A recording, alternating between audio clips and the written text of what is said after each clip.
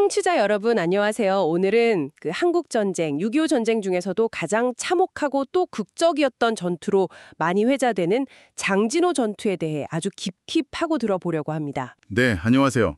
정말 많은 분들이 궁금해하시는 전투죠. 저희에게 정말 다양한 자료들이 도착했어요. 참전 용사분들의 아주 생생한 증언부터 시작해서 관련 기사들, 또 역사적인 기록들까지 이런 자료들을 바탕으로 오늘 한번 제대로 이야기를 나눠보겠습니다. 네, 좋습니다. 이 장진호 전투가 워낙 규모도 크고 또 여러 가지 측면에서 살펴볼 지점들이 많아서요. 오늘 좀 자세하게 다뤄볼 수 있을 것 같습니다. 맞아요. 저희 목표는 그 혹독한 추위, 정말 상상하기 힘든 환경 속에서 벌어진 이 전투의 핵심적인 순간들, 그리고 그 안에 담긴 여러 의미들을 좀 입체적으로 이해해보는 겁니다. 자, 그럼 바로 시작해볼까요? 네, 시작하시죠. 먼저 그 전투가 벌어지게 된 배경부터 좀 짚어봐야 할 것 같아요. 이게 1950년 가을이었죠. 네, 맞습니다. 1950년 가을, 그러니까 이제 인천 상륙작전이 성공하고 나서 유엔군이 북쪽으로 계속 진격하던 그 시점이었어요. 네, 압록강까지 거의 다다랐다는 이야기도 있었고요. 그렇죠. 분위기는 상당히 좋았는데 그때 예상치 못했던 변수가 등장합니다. 바로 중국군의 대규모 개입이었죠. 아, 중공군. 인민지원군이라는 이름으로 참전을 했죠. 네, 중국 인민지원군이 대규모로 압록강을 넘어서 참전하기 시작하면서 전황이 완전히 급변하게 됩니다. 장진호 전투는 바로 이 시기에 벌어진 거죠. 그 장진호라는 곳이 정확히 어떤 곳이었나요? 지도에서 보면 그냥 호수 이름 같은데. 네, 장진호는 한감당도 개마고원, 그러니까 한반도에서 가장 춥고 험준하기로 유명한 그 지역에 있는 인공호수입니다. 해발 고도가 1000m가 넘는 고원지대고요. 주변은 온통 산으로 둘러싸여 있었어요. 아, 인공호수였군요. 그리고 개마고원. 듣기만 해도 추운데요? 네. 그리고 여기서 한 가지 좀 흥미로운 지점이 있는데요. 우리가 보통 장진호 전투라고 하지만 서방에서는 초신레저부와 전투라고 더 많이 부릅니다. 아, 초신. 그건 왜 그런가요? 그게 당시 유엔군, 특히 미군이 사용했던 군사지도가 일제강점기 때 만들어진 일본식 지도를 기반으로 했기 때문이에요. 그래서 장진이라는 한자 지명을 일본식으로 발음한 초신을 그대로 사용하게 된 거죠. 아하, 지도 때문에 이름이 그렇게 알려졌군요. 재밌네요. 네, 그래서 초신퓨 같은 생존자 모임 이름도 여기서 유래된 거고요. 어쨌든 바로 이 험준한 장진호 일대에서 미 해병 1사단을 주축으로 한 유엔군 약 3만 명 정도가 3만 명이요? 네, 그리고 중공인민지원군 제9병단 약 12만 명이 맞붙게 됩니다. 12만. 거의 4배 차이네요, 병력수가. 그렇죠.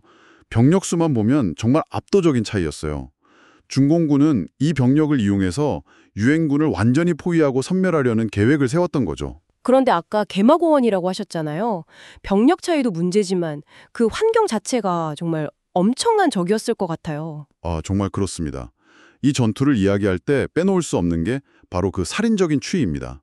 그냥 추운 정도가 아니었어요. 어느 정도였는데요? 기록을 보면 평균 기온이 영하 20도는 기본이었고 밤에는 영하 30도, 심할 때는 영하 40도 가까이 떨어졌다고 해요. 거기에 강풍까지 불었으니 체감 온도는 훨씬 더 낮았겠죠. 영하 40도요. 와, 그건 정말 상상도 안 되는데요? 그런 추위 속에서 전투를 했다는 거잖아요? 네, 그래서 이 추위는 단순한 전투 배경이 아니라 그 자체로 또 하나의 강력한 적이었습니다. 병사들의 전투력뿐만 아니라 생존 자체를 위협했죠. 구체적으로 어떤 영향들이 있었나요? 일단 무기가 제대로 작동하지 않는 경우가 많았습니다. 소총이나 기관총의 윤활유가 얼어붙어서 격발이 안 되거나 연사가 안 되는 거죠. 포탄도 얼어서 불발되는 경우가 있었다고 하고요. 무기가 얼어붙는다. 정말 심각한데요? 네, 그리고 부상자 처치에도 엄청난 어려움이 따랐습니다. 의료진이 쓰는 의약품, 심지어 수혈용 혈액이나 통증을 줄여주는 모르핀까지 얼어붙어서 쓸 수가 없는 거예요. 아니, 혈액이랑 모르핀까지요. 그럼 부상을 당해도 제대로 치료를 못 받았다는 거네요. 그렇죠. 응급처치조차 힘들었고 부상 자체가 곧 사망으로 이어지는 경우가 많았습니다. 그리고 무엇보다 동상 피해가 극심했어요. 손가락, 발가락은 물론이고 심하면 팔다리를 절단해야 하는 경우도 비일비재했습니다. 전투 중에 입은 부상보다 동상으로 인한 피해가 더 컸다는 증언도 많아요. 와, 정말 끔찍하네요. 전투 자체도 힘든데 그런 극한의 추위 속에서 싸워야 했다니 병사들의 고통이 어땠을지. 네, 정말 극한의 상황이었습니다. 이런 환경 속에서 1950년 11월 27일 밤 중공군 제9병단이 대대적인 기습 공격을 시작합니다. 기습이었군요. 네, 압도적인 병력을 이용해서 장진호 주변에 분산되어 있던 유엔군 부대들을 동시다발적으로 공격하고 포위망을 형성한 거죠. 중공군의 목표는 명확했습니다. 유엔군 주력 부대, 특히 미 해병 1사단을 완전히 섬멸하는 것이었죠. 주로 어느 부대들이 공격을 받았나요? 가장 큰 공격을 받은 곳은 장진호 서쪽에 위치한 유담리 지역의 미 해병 5연대와 7연대였습니다. 해병 1사단의 주력이었죠. 그리고 장진호 동쪽에는 미 육군 제7보병사단 소속의 31연대 전투단이 있었는데 이 부대도 집중 공격을 받았습니다. 아, 그 31년대 전투단. 자료에 보니까 페이스 특수임무 부대 태스크포스 페이트라고도 불리던데요. 지휘관 이름이었나요? 맞습니다. 부대 지휘관이었던 돈 페이스 중령의 이름을 따서 그렇게 불렸죠. 이 부대는 미 육군 병력 외에도 카투사, 즉 미군에 배속된 한국군 병사들과 심지어 한국 경찰관들까지 포함된 혼성부대였습니다. 카투사랑 경찰관까지요? 그분들은 어떻게 거기까지 가게 된 건가요? 당시 북진 과정에서 후방 치안 유지나 보급선 방어 등을 위해 차출되었던 경찰관들이 전선이 급격하게 이동하면서 미군 부대에 합류하게 된 경우들이 있었습니다. 이 31년대 전투단에도 상당수의 한국 경찰관들이 포함되어 함께 싸웠어요. 그렇군요. 그럼 이 동쪽의 31년대 전투단 상황은 어땠나요? 굉장히 치열한 전투를 벌였지만 중공군의 압도적인 공세 앞에 결국 큰 피해를 입고 부대 편제가 거의 와해되다시피 했습니다. 페이스 중령 본인도 전사했고요. 하지만 이들의 희생이 정말 중요했습니다. 어떤 점에서요? 이들이 동쪽에서 필사적으로 저항하면서 며칠간 중공군의 발을 묶어놓았기 때문에 서쪽 유담리에 있던 해병대 중령이 포위망을 뚫고 남쪽으로 철수할 수 있는 시간을 벌어준 겁니다. 만약 이들이 너무 빨리 무너졌다면 해병대 역시 더 큰 위험에 처했을 수 있었죠. 아, 그러니까 3.1연대 전투단의 희생적인 방어가 해병대의 철수에 결정적인 역할을 했다는 거네요. 네, 그렇습니다. 그래서 최근에는 이 전투에서 잘 알려지지 않았던 한국 경찰관들의 용기와 활약상에 대한 연구나 조명도 이루어지고 있습니다. 정말 잊지 말아야 할 분들이죠. 정말 그렇네요. 그럼 이제 서쪽의 해병대 주력은 어떻게 됐나요? 완전히 포위된 상태였잖아요. 네, 유담리에 있던 미해병 5연대와 7연대는 사방에서 밀려들은 중공군에게 완전히 갇힌 상태였습니다. 남쪽으로 통하는 유일한 퇴로마저 차단되었고요. 정말 절망적인 상황이었죠. 여기서 그 유명한 말이 나오죠. 당시 미해병 1사단장이었던 올리버 스미스 소장의 말. 네, 후퇴라니 우리는 단지 다른 방향으로 공격하는 것뿐이다. Retreat hell, we are just attacking in a different direction. 이 말은 절망적인 상황에서도 꺾이지 않는 해병대의 정신을 상징하는 말로 지금까지도 회자되고 있습니다. 이 말이 그냥 사기 진작용 구호였을까요? 아니면 정말 어떤 전술적인 의미가 있었을까요? 저는 둘 다라고 생각합니다. 일단 병사들의 사기를 유지하는 것이 무엇보다 중요했겠죠.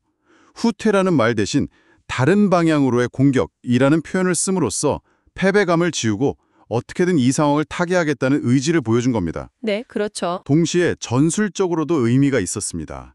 완전히 포위된 상태에서 섬멸을 피하려면 어떻게든 남쪽으로 길을 뚫어야 했어요. 그냥 도망치는 게 아니라 포위망의 약한 부분을 공격해서 돌파하고 후방의 하가루리, 더 나아가 흥남까지 연결되는 활로를 열어야만 했습니다. 그러니까 실제로 공격을 감행해야 했던 거죠. 아, 그렇군요. 그럼 그 다른 방향으로의 공격은 어떻게 진행됐나요? 정말 처절한 사투였습니다. 유담리에서 남쪽 하가루리까지는 직선 거리로는 약 22km 정도밖에 안 되지만 험준한 산악지형인데다 길목마다 중공군이 매복하고 있었어요. 거기에 혹한까지 겹쳤으니. 네, 상상만 해도 끔찍한데요. 네, 밤에는 얼어붙을 듯한 추위와 싸우고 낮에는 중공군의 파상 공격을 막아내면서 한 걸음 한 걸음 나아가야 했습니다. 길을 열기 위해 고지 하나를 두고 수없이 뺏고 뺏기는 혈전이 벌어졌고요. 이 22km를 돌파하는데 꼬박 사흘 이상이 걸렸다고 합니다. 그 과정에서 정말 많은 희생이 있었죠. 사흘 동안 22km? 하루에 7km 정도밖에 전진하지 못한 거네요. 그만큼 치열했다는 거겠죠? 네, 매 순간이 그야말로 사투였습니다. 참전 용사들의 증언을 들어보면 당시의 참혹함이 더 생생하게 느껴지는데요. 어떤 증언들이 있었나요? 예를 들어 레이몬드 라드케이라는 일비 또 도널드 메이슨이라는 중사는 철수하는 길 양옆으로 아군과 적군의 시체가 끝없이 쌓여있는 광경을 목격했다고 해요. 마치 시체로 벽을 만든 것 같았다고. 이런 극한 상황에서 인간이 겪게 되는 경험과 그로 인한 정신적 충격은 정말 상상하기 어렵습니다. 네. 그런 참혹한 경험들이 평생 트라우마로 남았겠네요. 그런데 이런 절망적인 상황에서도 결국 유엔군은 포위망을 뚫고 철수에 성공하잖아요. 그 원동력은 무엇이었을까요? 단순히 병사들의 정신력만으로는 설명하기 어려울 것 같은데요. 물론 병사들의 불굴의 의지와 해병대의 강한 단결력이 중요한 요인이었지만 그것만으로는 불가능했을 겁니다. 여기서 미군의 강력한 총합 지원 체제, 컴바인드 암 시스템이 결정적인 역할을 했습니다. 총합 지원 체제요? 그게 구체적으로 어떤 건가요? 말 그대로 육군, 해군, 공군이 단순히 각자 싸우는 게 아니라 하나의 목표를 위해 아주 유기적으로 협력해서 지상군을 입체적으로 지원하는 시스템을 말합니다. 장진호 전투에서 이게 정말 빛을 발했어요. 예를 들면 어떤 지원들이 있었나요? 우선 미 공군의 역할이 엄청났습니다. C-47 수송기들이 밤낮 없이 날아다니면서 고립된 부대들에게 탄약, 식량, 의약품, 연료 등 필수 보급품을 공중 투하했습니다. 아, 보급이 끊기면 싸울 수가 없으니까요. 그렇죠. 심지어는 세계 전쟁 사상 최초로 교량 부품까지 공중 투하해서 끊어진 다리를 복구하기도 했습니다. 하가로리와 고토리 사이에 협곡에 있던 다리가 중공군에 의해 파괴되자 공군이 거대한 M-2 철교 부품 8개를 정확히 투하해서 임시 다리를 놓았어요. 이게 없었다면 차량과 전차는 더 이상 남쪽으로 이동할 수 없었을 겁니다. 와, 다리 부품까지 공중 투하라니 정말 대단하네요. 그 정확도가 중요했겠어요. 네, 정말 놀라운 작전이었죠. 그리고 공군뿐만 아니라 해군의 지원도 막강했습니다. 동해상에 있던 미 해군 항공모함에서 발진한 함재기들이 지상군과 긴밀하게 교신하면서 중공군 진지에 대한 근접 항공 지원, CAS, 클로즈 에어 서포트를 퍼부었습니다. 아, 영화 같은 데 보면 나오는 그거군요. 지상군이 요청하면 바로 전투기가 와서 폭격해주는. 네, 맞습니다. 이게 중공군에게는 정말 공포의 대상이었어요. 중공군은 제공권이 전혀 없었기 때문에 미군 항공기의 공격에 속수무책으로 당할 수밖에 없었죠. 해병대원들은 이 함재기들을 하늘의 수호천사라고 불렀다고 합니다. 거기에 더해서 해안 가까이 접근한 구축함과 순양함들이 발사하는 함포 사격도 중공군 집결지나 보급로에 큰 타격을 주었습니다. 육해공이 정말 입체적으로 지원을 했네요. 중공군은 이런 지원이 전혀 없었을 테고요. 그렇죠. 중공군은 기본적으로 보병 위주의 인해 전술에 크게 의존했습니다. 물론 병사들의 전투 의지나 야간 침투 능력 등은 뛰어났지만 이런 미군의 압도적인 화력과 기동력, 그리고 체계적인 지원 시스템 앞에서는 한계가 명확했죠. 특히 하가루리와 고토리에 건설된 임시 비행장도 빼놓을 수 없습니다. 아, 비행장이요? 거기서 뭘 했나요? 공병대가 혹한 속에서 불과 며칠 만에 얼어붙은 땅을 깎아내고 비행장을 만들었어요. 이 비행장을 통해서 수송기들이 수천 명의 부상자들을 후방으로 긴급 후송할 수 있었습니다.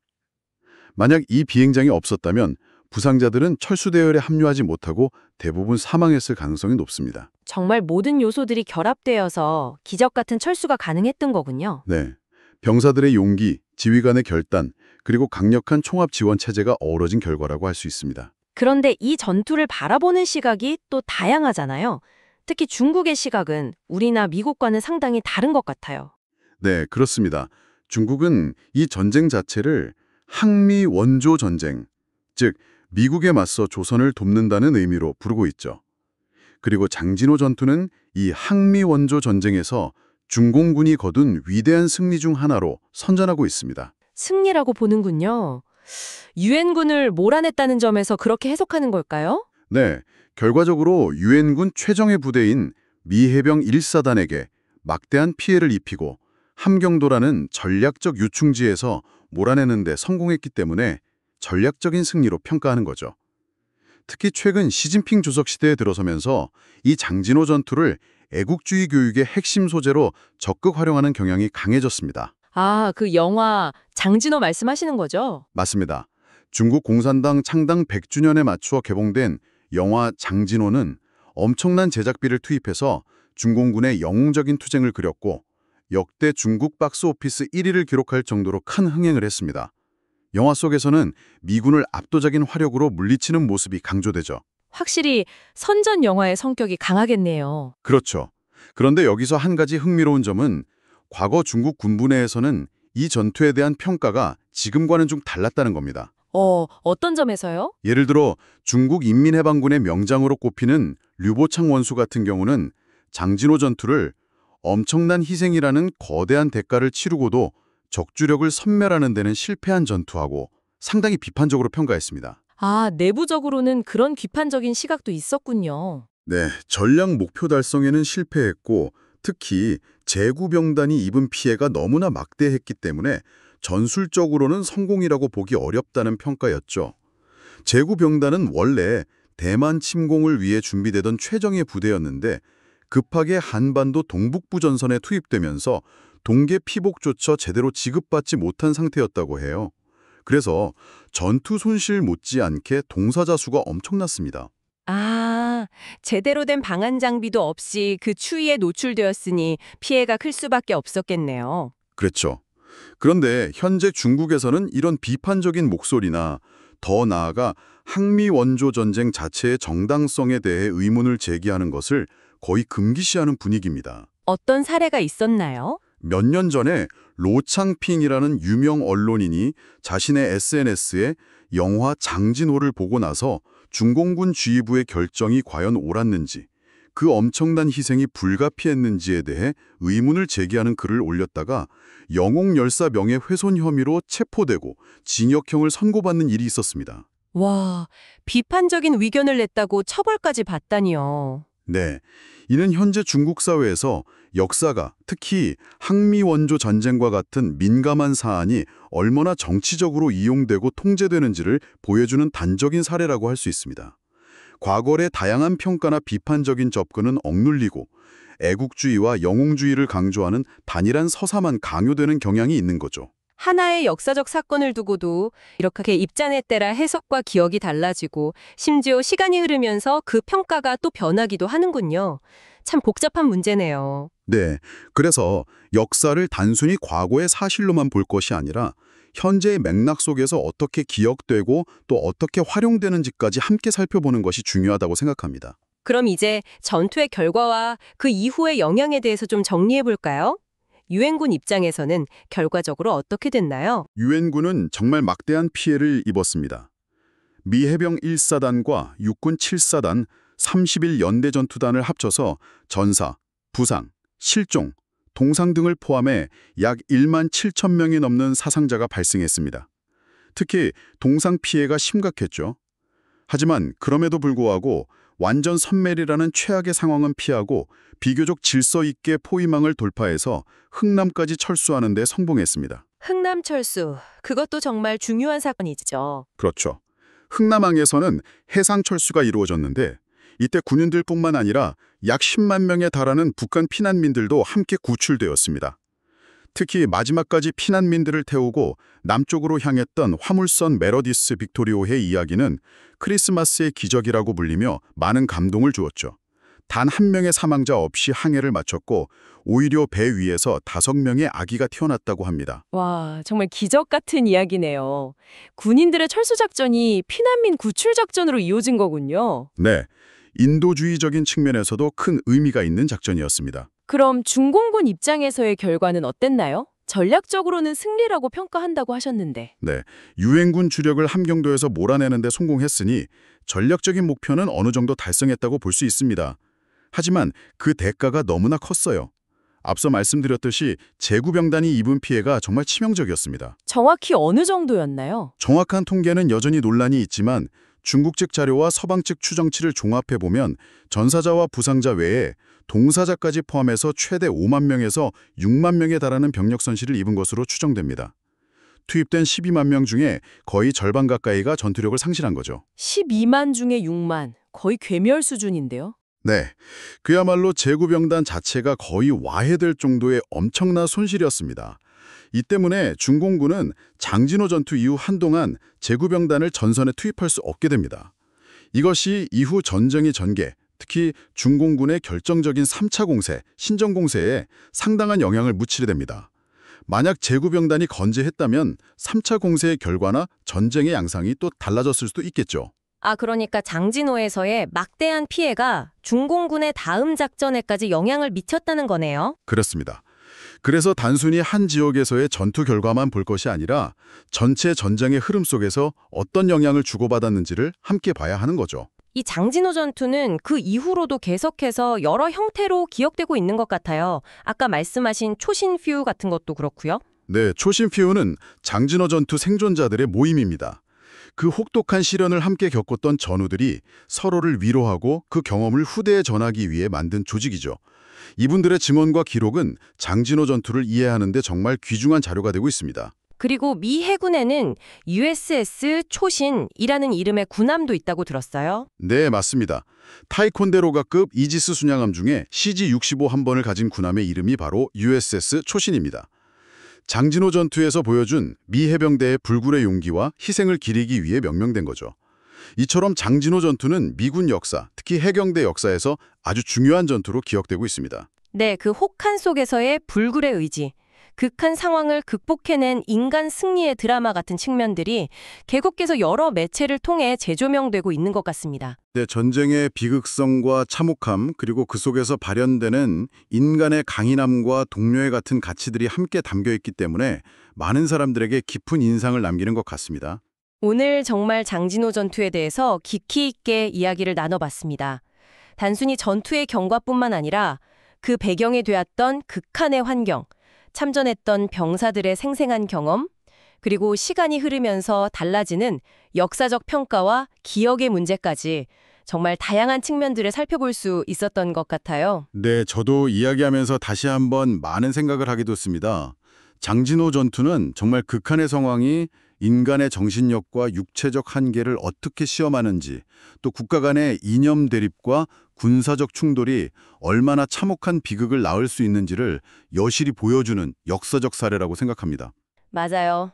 그리고 하나의 사건을 둘러싼 다양한 시선들, 특히 승자와 패자 혹은 각기 다른 이해관계를 가진 집단들이 역사를 어떻게 다르게 기억하고 또 재구성해 나가는지를 보는 것도 중요한 지점인 것 같고요. 그렇죠. 어쩌면 이 이야기를 통해 우리는 단순히 과거의 전투 사실을 아는 것을 넘어서 극한 상황 속에서도 발휘되는 인간 정신의 힘이란 무엇인지, 그리고 역사가 우리에게 던지는 질문은 무엇인지 한 번 더 고민해보는 계기를 가질 수 있을 것 같습니다.